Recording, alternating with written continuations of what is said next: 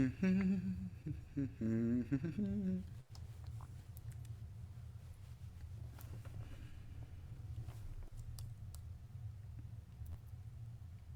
we go, everybody coming in. Hello, everybody. Welcome to the Daily Antidote of Song. I'm Hubby Jenkins. I'm hosting today, and it is March week. We are celebrating our women. We're celebrating our people with disabilities. We're celebrating Irish people. We are always celebrating and thinking about our brothers and sisters in the Ukraine, dealing with that nonsense. We're going to meditate on all that as we sing our song today and spend some time together with Dr. Kim Harris. But before we do that, I want to say hello to everybody on Facebook Live. We can't see you, but we feel you. And now for the fun part. Deep breath. Hello, Anna. Hello, hubby. Wait, that's me. Hello, Dr. Kim Harris. Hello. Hello, Deborah Drenfield. Hello, Annette. Hello, Brian. Hey, Bob and Mabel and Bears in Massachusetts. Hey, Becky in BC. Arlene in Berkeley. Hey, Sheila in Florida. How you doing? Jenny in Suffolk, UK. What's up, Sherry in New Hampshire? Susan, Delhi. What's up, Natalia? What's up, Dan in Vienna, Virginia? Hey, Sarah in Texas. Carolyn, 715 days, Boise. What's up, Jamie in Victoria? Hey, Trish in Victoria. Hey, Bonnie and Ione, I think I'm saying it right, Michigan. Hello, Cricket. This message is blocking. Hello, Ruth in Birmingham. Hey, Kathy and Kate in Charlottesville. Oh, what's going on, James? Good to see ya. Gene in Pittsburgh, how you doing? Storm, what's up? Luna in Victoria. Hey, Curly Tops, I see ya. Hey, Julie in Ontario, Susan in Seattle, Hoda in BC. Hey, Ellen and Pauline and Ralph and Penny. What's up, Simke and Jim in NYC? Oh, Ann in Maryland, how you doing? You made it. Kath in UK, what's up? Tiger and Gloria in Minnesota, how you doing? Carol in Connecticut, of course. Hey, Fred in DC. Hey, Caroline in DC. Nancy in Vermont, how you doing? Bob in Tucson. Oh, I got a great Tucson story, I'll tell you someday. Hey, Luis. Hey, Ellen. Who's this here who I'm missing because I can't see their name, but I'll come back to you when we do our goodbyes. What's up?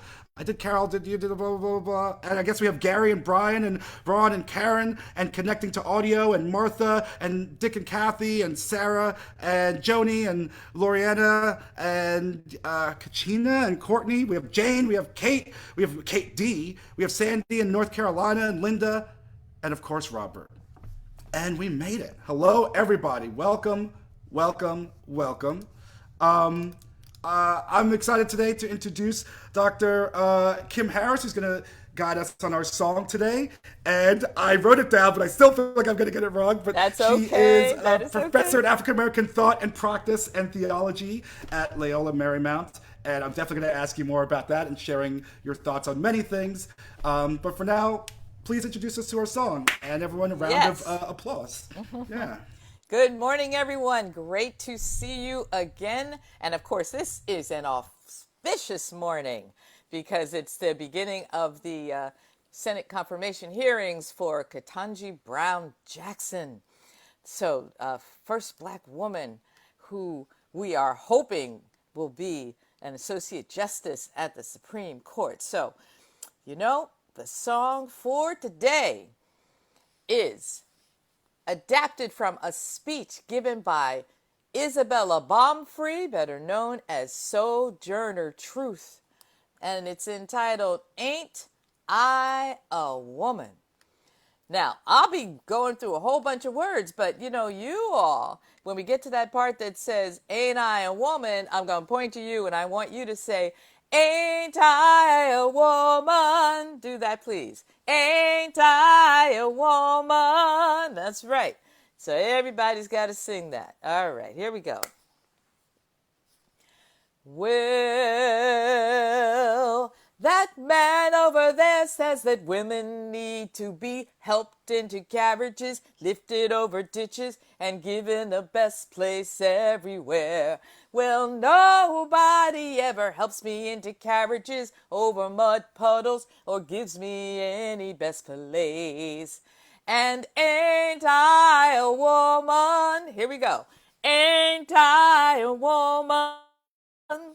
Look at me, look at my arms. I have plowed and planted and gathered into barns, and no man could head me. And ain't I a woman? Your turn. Ain't I a woman? I can work as much and eat as much as any man. When I could get it, I had to bear the lash as well. And ain't I a woman? Ain't I a woman? I have borne 13 children and seen all of them sold off into slavery. And when I cried out with a mother's grief, none but Jesus heard me. Oh, none but Jesus heard me. And ain't I a woman? Ain't I a woman? Now that man over there says that women can't have the same rights as a man. 'Cause Christ wasn't a woman. He says Christ wasn't a woman. Well, where did your Christ come from? From God and a woman. And man didn't have nothing to do with it. Sojourner truth. Yes, indeed. Oh, that was Right. great. That was great. And Thank you. can you tell us, like, these words come straight from a speech that she gave? Can you Yes. tell us a little bit about that? Yeah, well, now this setting is by Priscilla Heardman. And actually, I have it on a recording, one of the ones that Reggie and I did about the music in the Underground Railroad. So I believe this one is on the CD called Steal Away. So if you want to get a hold of that, if we can get that link into the chat. We did record that song. So there also is a PDF of this that I think you're going to get in the chat as well. And she gave this speech, or, because basically they didn't have tape recorders then. So some version of this speech, and I'm sure with a Dutch accent, because Sojourner Truth's first language was Dutch. And she delivered it in 1851 at the Women's Convention in Akron, Ohio. And, it's very interesting. Sojourner Truth. She was enslaved, but not enslaved in that kind of plantation context. She was enslaved in upstate New York, not far from Kingston, New York. Yes. And she was a mystic.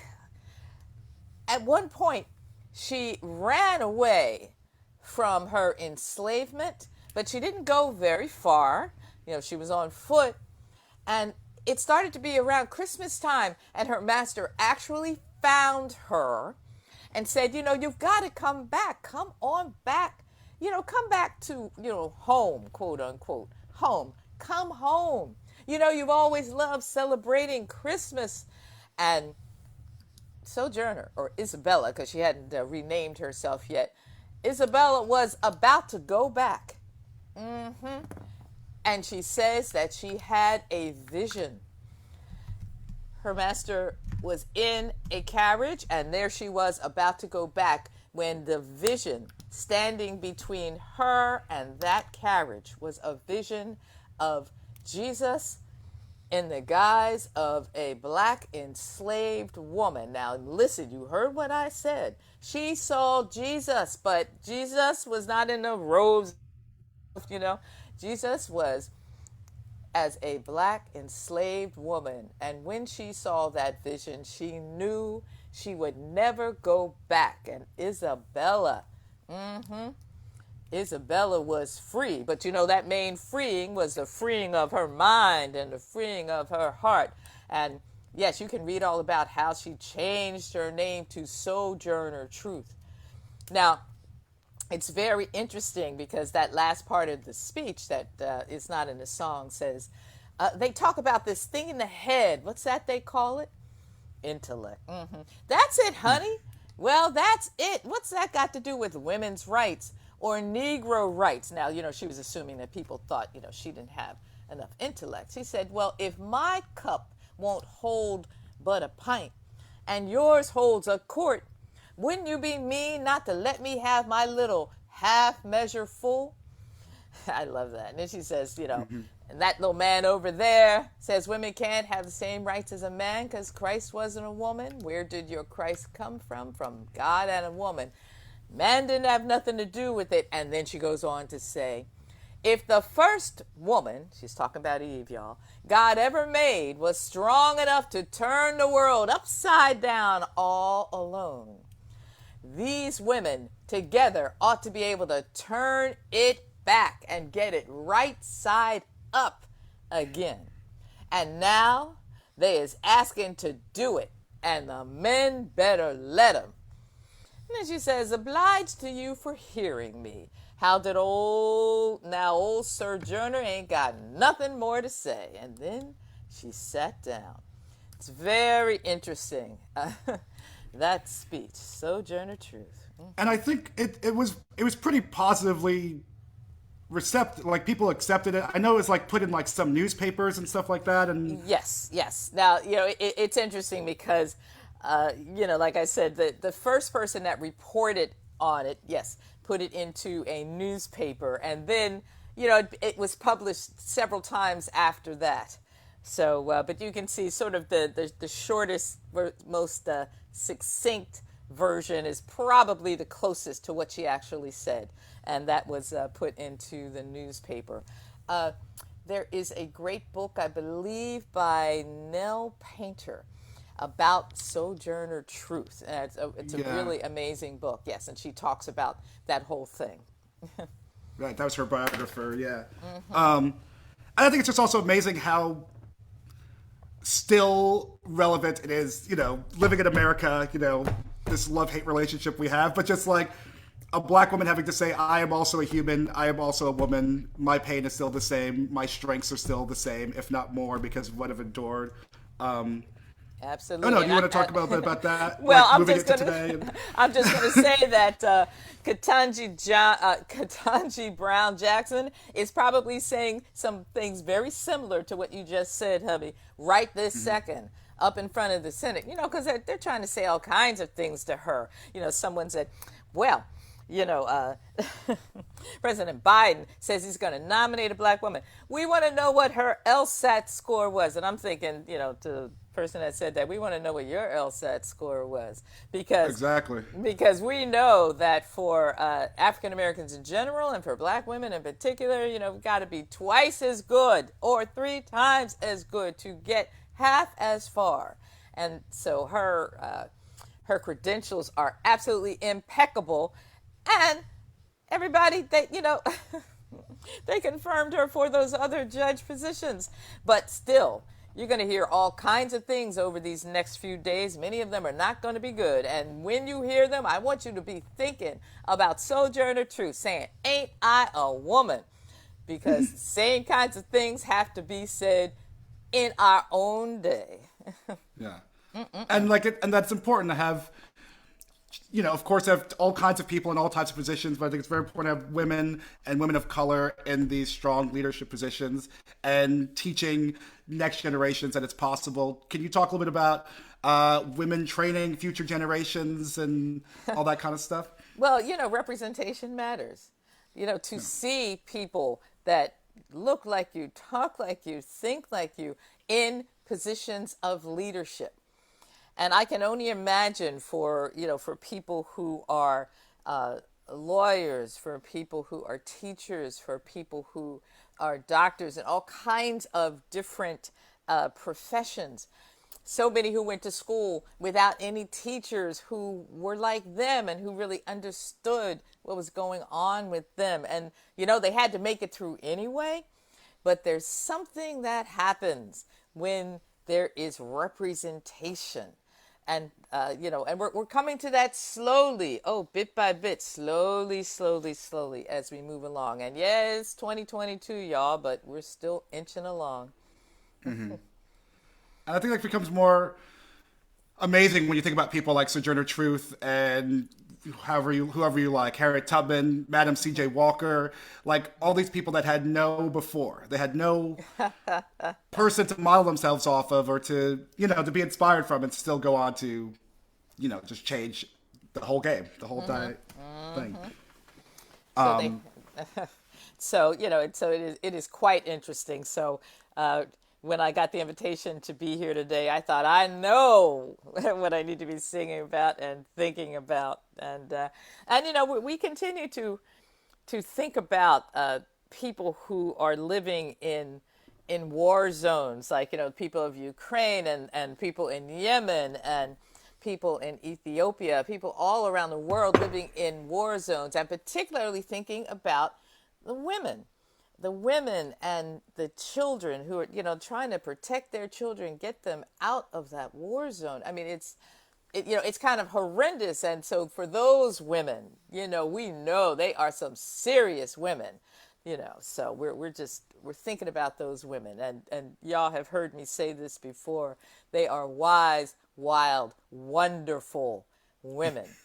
Now, hubby, I know you're hearing everything, and I get that wise, wild, wonderful women from my mom, and she says, now, but there are also magnificent and marvelous men, so that's okay. Yeah. So we're thinking about you too, but but just thinking about women. Yeah, for sure. I always remember, like, there's a comedian I like called Cat Williams, and he has a show where he's talking about, like, a specific group of people, and he says, hey, I know this other group of people, you're thinking, upset I'm talking about it, but it's not your part of the show right now. Your part of the show's later. Don't worry about it. So that's how I feel, like, when it's time for women, it's time for women. Ain't my part of the show. There you go. Amen. All right. I want to ask you a little bit about thought and practice. I don't know if you've talked about it before, but I'm very curious. Yes. Okay. So, yes, I am an assistant professor of African American thought and practice in the Department of Theological Studies at Loyola Marymount University. Go Lions, out here in Los Angeles. And that's where I am this morning, in Los Angeles. And the kinds of things I'm teaching this semester, well, for grad students, I am teaching a course in liberation theologies. And so what we are doing, we're starting it thinking about the slave narrative. So we're reading Harriet Jacobs and Frederick Douglass. And of course, we are singing spirituals in class. And my students, they just always laugh because they know in any minute I can burst into song in the middle of the class. And I know that you all here at the Daily Antidote, you believe that, but a lot of them are like, "Woo, what's she doing?" And then we are going on to think about the work of people like Dr. James Cone and Dr. Dolores Williams up there at Union Theological Seminary. Woo, my school, yes, and the liberating theologies of different groups of people, and then the students for their final project, and they're getting ready to do that right now. They can explore a liberating theology of any group that they choose. Or if they say, when I look and research various liberating theologies, so it might be Latin American liberation theology, it might be the liberating theology of Korean women, it might be liberating theologies of indigenous people, choose a continent, where there are all indigenous peoples, and they might say, but I don't see one that connects to me. I said, well, then you go ahead and gather together your thoughts and your practice and think about a liberating theology for you and your students. Because I say, where's the next James Cone coming from? Where's the next Dolores Williams coming from? So I hope they're going to be coming from my class or somebody here on the Daily Antidote, And when you say liberating theology, is it like Christian specific or just believing in God specific? Like how? Well, what's the definition of that? That is a good question. So I'll give you my little spiel that I tell my class. I say, faith is connection with the divine or with something larger than yourself, because not all traditions have a divine per se. Theology is God talk, because, we're human beings and we talk after something happens to us. So let's say you go surfing and certainly that wave is bigger than you. Knocks you down, everything happens, and you come out of that and you talk, and then you say, And so when we talk about our experience with that something larger and other or the divine, that is theology. And then we might create a belief system, a creed, who's inside our circle, who's outside of our circle. We might do all that. But theology is about our God talk. And it can be something like the spirituals, coming out of the enslaved and free African American experience. And that's the basis of Black liberation theology. Or it might come out of some other kind of experience that people have. But I love the theology that comes out of Black song. Yes, indeed. Yeah. Okay, yeah, I dig that. I mean, I have so many questions and so many things I could say that I may or may not be right, but I know we're getting close to it, but I think it is important to have that idea, and I was reading some things about like race theology and like, post like Civil War and Reconstruction, where Black folks are getting into these different churches and having to deal with like the white hierarchy of the churches and saying, we're going to make our own churches. We can explore this race theology. And you reminded me of it with Sojourner Truth's vision of seeing Jesus as this woman, as this Black woman, this slave woman, starting to, feel that connection, understand our interpretation of Christianity and our gods and how it's being put on us. And then the second part of that is using it for liberation and for the fight against oppression.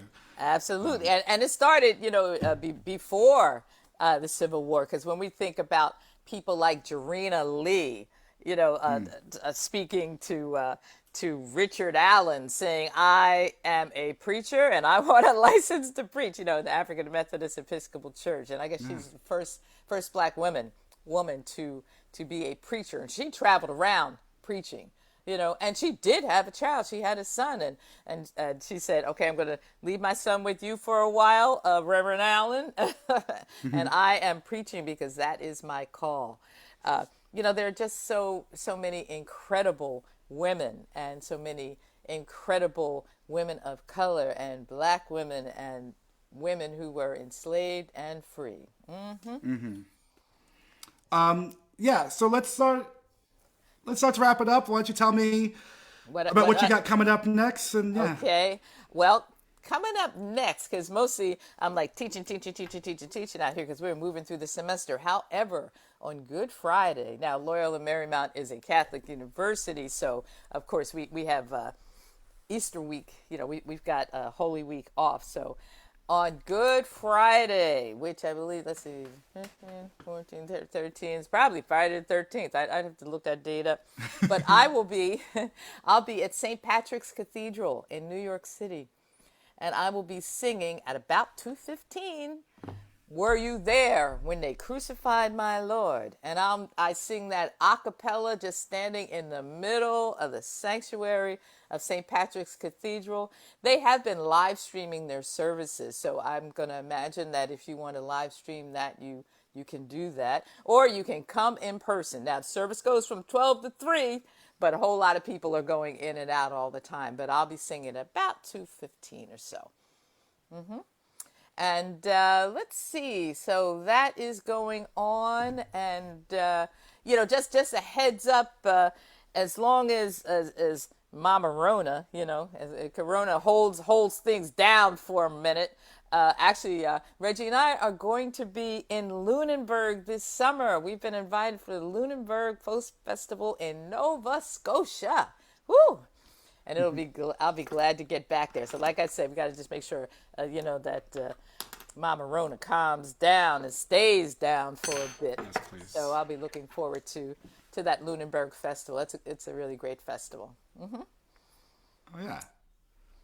And well, that's great. Yeah. Besides that, let's see. I'm teaching in New Orleans at the Institute for Black Catholic Studies. I'll be teaching there this summer. And I'm like, Nolans, darling, I'm going to be there. Looking forward to eating some good food. So I was just down there. I had to leave town. I was there. All my friends stay an extra day or two. I was like, if I stay here, I need to eat a vegetable. I need to not be having my Bloody Marys at 2 p.m. I need to get out of town. Can't dance no more. So tell me, all right, now hubby, what do you have coming up? For me, I am at the beginning of April, like the 2nd and the 3rd, I'll be in Greenfield, Massachusetts, and in New Haven, Connecticut. playing some shows. And then I'm just chilling. It's Miss Rona's got me. My train is slowly starting to pick up steam. Okay. But yeah, come find me, hubbyjenkins.com. But I'll be in those two places for sure. And then I don't remember what's happening after that. Oh, at the end of the month, I'll be in North Carolina for Merle Fest. So that'll be fun. Ooh, all right. Now, I have to ask you this, okay? How many years you been growing your locks?